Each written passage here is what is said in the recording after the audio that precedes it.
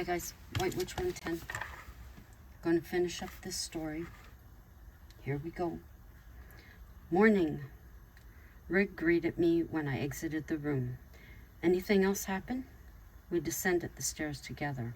No, I'm sure this place is nothing for her to worry about, but I think another night would be advisable. Could have been an off night for Spirit. He glanced my way.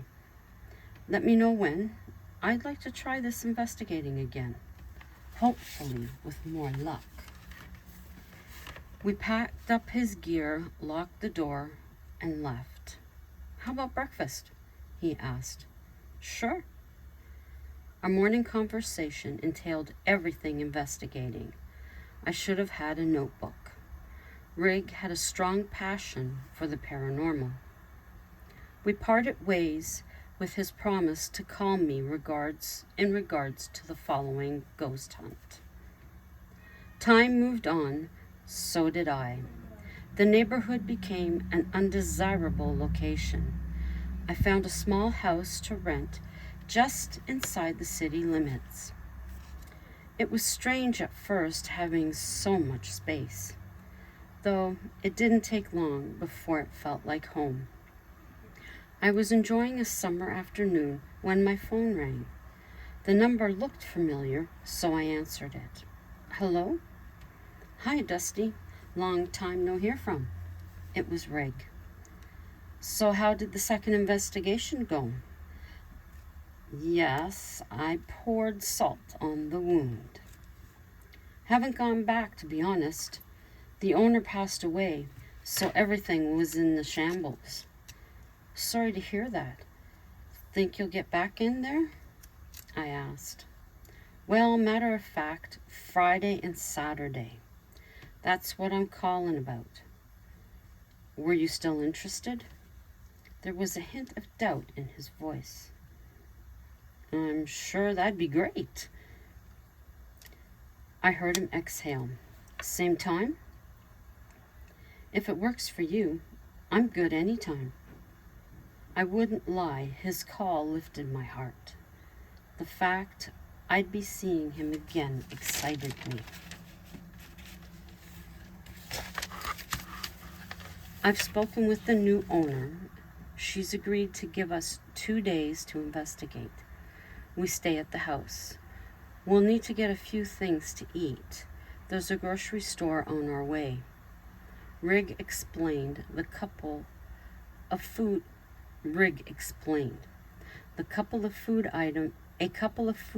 items in the fridge, and we were settled. Terrible thing, I could picture myself living there. I felt comfortable. We'll wait till sunset, then investigate. I brought a couple of things with me, he said. Rig wasn't like the others I watched on YouTube. He didn't have a case loaded down. He had a REM pod, a few cat balls, and an app on his phone. He always carried a small recorder. I recalled the chill throughout the house, so I brought my heavy sweater. It was a favorite of mine, gray with black and brown bats. We spent the time before our explore getting to know each other. We asked the usual questions I expected on my part. The answers were not cookie cutters. We didn't compete with the Joneses. We were our own people. Got to admit, it felt great. For once, a guy that didn't fit a boring mold. Spooky was both our scene. You'd paint your house black? I asked. In a heartbeat, he said with a smile. His first paranormal experience was when he was 11.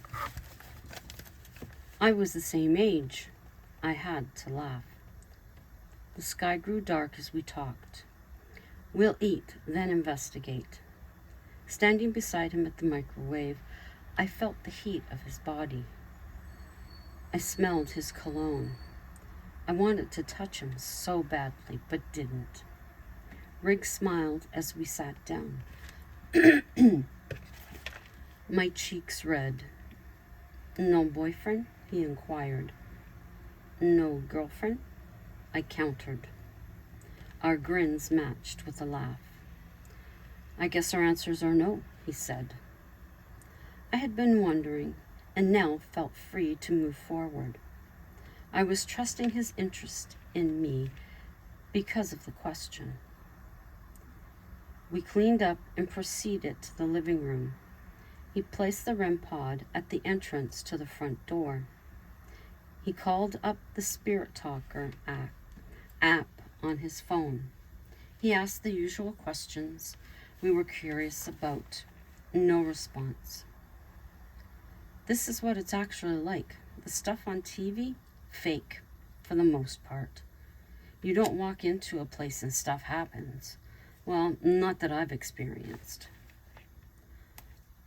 I always thought that it was fake, but it's entertaining when there's nothing else spooky to watch. Watching out of desperation, he laughed again. Basically, yes, I agreed. The REM pod went off, taking us both by surprise. Who's there? He called out, taking his recorder in his hand. Rig was hoping for a response. Did you live here? He left ample space for an answer. What year did you live here? Rig glanced my way, encouraging me to ask a question. Do you know you've passed on? What is it like on the other side? We listened, and luck was ours. The answer was yes, to live there, and freedom for what it was like on the other side. We were both very excited. I didn't feel so shy now. Can you tell us your name? I then introduced us. A few more questions, but unfortunately, no replies. Let's try the Spirit Talker, he suggested, pulling out his phone once again. One word after another spilled from the speaker. Dark energy everywhere. I lost my life here. Florence, Allison, Fred. Go over there. I'll move something. Then dark energy everywhere was repeated. Everything went quiet. We sat for 45 minutes in silence. Think our friends have left, Riggs said. We have names now, but no surname. Do you think it'll be easy to find these people? I asked. It's a toss-up for sure, but I'll try. We'll try, I corrected him with my shy smile. Yes, we will. His hand came down on mine. That is when I noticed. You're married. I was serious and pulled my hand away. There was an ornate gold ring on that all-important finger. No, I told you I don't have a girlfriend. But that makes it obvious that you have a wife. What am I doing here? She should be with you. I moved over on the sofa. I'm not married, he insisted. That's what they all say? I had been through this once before, many years ago. This ring belonged to my grandfather. He's seen the expression on my face. Honestly, here, check my phone. He handed it to me. You'll see there is no wife in my listing. I would have had her number if I was.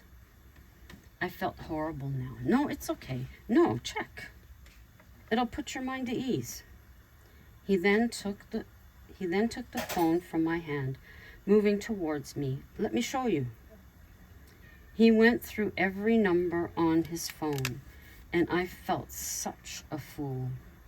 I really was jeopardizing the relationship with him. I had an experience in my past. I'm so sorry. It's fine, I understand. He moved back to his seat. I don't think we'll get any more tonight. We may as well call it quits. He rose from the sofa. Rig, I'm sorry. I didn't mean to. I have no right to. Hey, don't worry about it. I said I understand. Get some sleep. We'll pick this up in the morning. We'll plan for responses. Lord knows we have trigger objects everywhere. His tone was friendly. That made me slightly better. I still, however, worried he was being polite, and I actually had no chance. I changed and crawled into bed. I laid there playing over our conversation.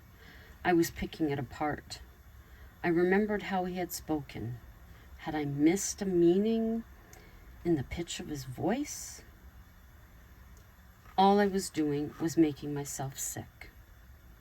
I was telling myself I shouldn't be here. At some point, sleep must have found me. The sun hadn't made its way above the horizon when I woke. My blankets were wound tightly around my body. I was warm against the coolness of the room. I heard footsteps in the hallway and froze. Whatever it was pacing. I asked myself, can you get up the nerve to check? I couldn't reply, so I stayed frozen in my spot, waiting for it to stop. When it didn't, I realized I had to get up no matter how I felt. Blanket around my shoulders, I crept to the door. I placed an ear upon it. The sound of a male's deep breath was on the other side. I attempted to convince myself it was Rig on the other side. He was trying to think of how to tell me something. Maybe he wanted me to leave. Maybe he wanted to see me away from the investigation. Too many questions for this time of the morning.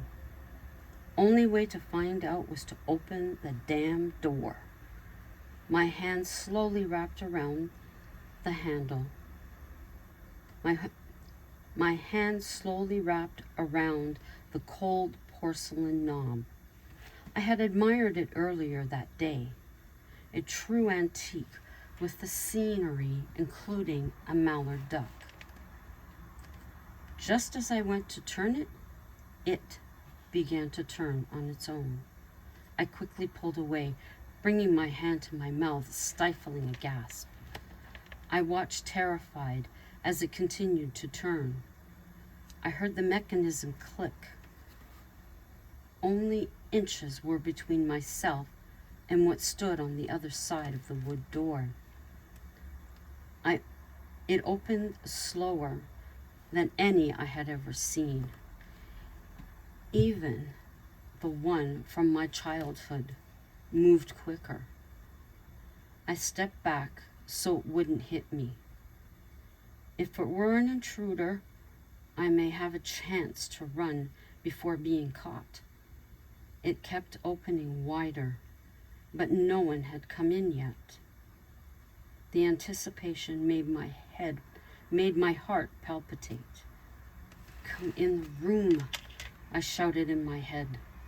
The door came to a stop, almost fully open. I peeked through the crack made by the hinges. I expected to see eyes staring back at me, but there was nothing. My mind went wild. Was he already in the room? I was motionless behind the stained oak panel at my face. I panicked, wondering if my bare feet were visible. Where was the dresser with the mirror? Would they be able to see me behind here? I was scared more than ever. I was scared more than I had ever been in my life. This wasn't Rig. He would have announced himself. He would have knocked. How the hell could I get away? Then, as slowly as it opened, it began to close. Was I going to be trapped with this person? What in the hell was I dealing with? When the door had finally closed, there was no one in my room. I didn't want to sleep in bed in fear it would open again. I waited a good 10 minutes before running to the bed and retrieving a pillow and another blanket. I pressed myself against the wall beside the door, scared out of my mind. At some point, I fell asleep. The sun was up when I woke. The door was opening again. I shot up, still pressed against the flowered yellow wallpaper. Dusty?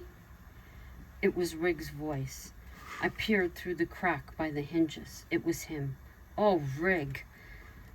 I was in tears. I threw my arms around him. What's going on? What happened? Why are you behind the door? He led me back to the bed, where we sat while I explained what had transpired. Wow! He was speechless. He sat there staring at me. Then, in a second, he was up and gone. I got myself showered and dressed, packed my few items, and made the bed. Rig was just getting off the phone. I checked the doors. They were still locked. I spoke to the owner. We stay another couple of nights. I wasn't believing what I was hearing. Stay? After what I've just been through? My mouth stayed open a few seconds. He hit the cushions beside him on the sofa. Like an obedient dog, I sat in a daze. I told her what happened. She claims that is a regular occurrence. Fabulous, I said with no expression. I know it wasn't for you, but it was amazing. He convinced me to stay over breakfast. We go grab some grub for the next couple of days, he said. We can at least spend some time outside the house. Maybe sit in those rocking chairs and enjoy the day. He smiled and replied yes. Kitchen tidied. We are out the front entrance to the car. Rig absent-mindedly had placed his arm around my shoulder. Like a gentleman, he opened the door and closed it. I admit I felt very special.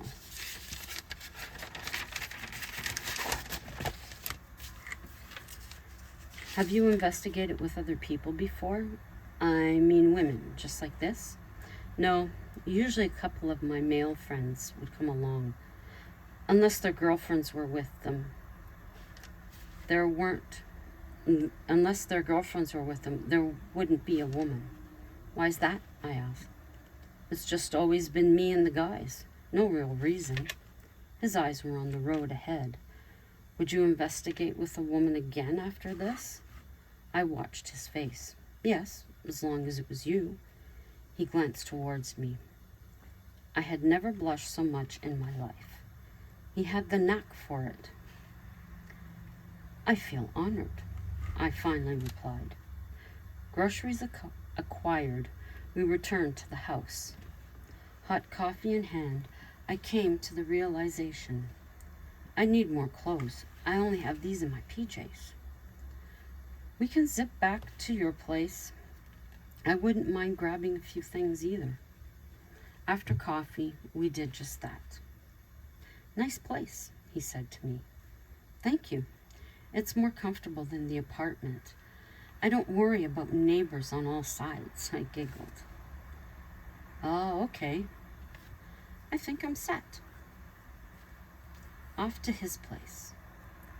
I had a very masculine vision of his home. Basic black described it. Heavy furniture, nothing delicate. Amazing place. He shot me a look. No, I meant it. This is the male version of what I want. I should get you to help me. It was out of my mouth before I could stop it. Sure, I'd help if you're serious. I am. The way back to the house, we said nothing.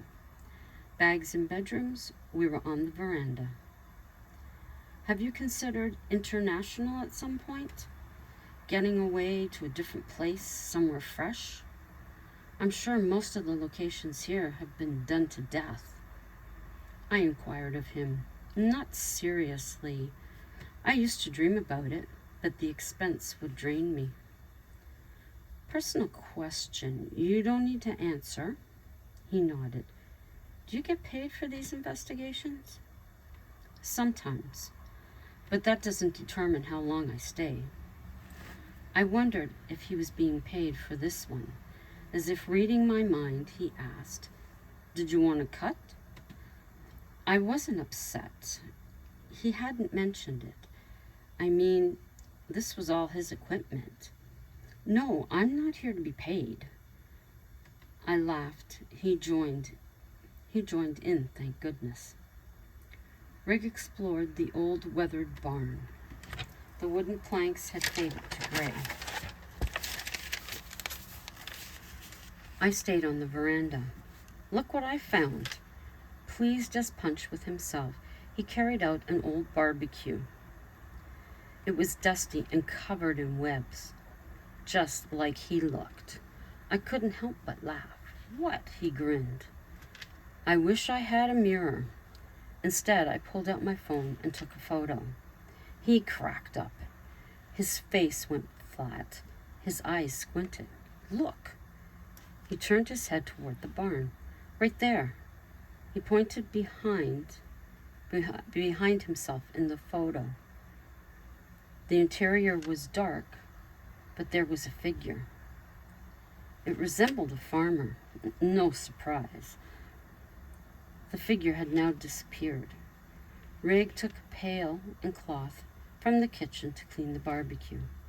Hamburgers tonight with the fixins? He didn't even give the figure a second thought. I chopped up onions and tomato and sliced some old cheddar. It was 7 o'clock when we sat down to eat on the veranda. White wine? He presented a glass with a bottle. Yes, please.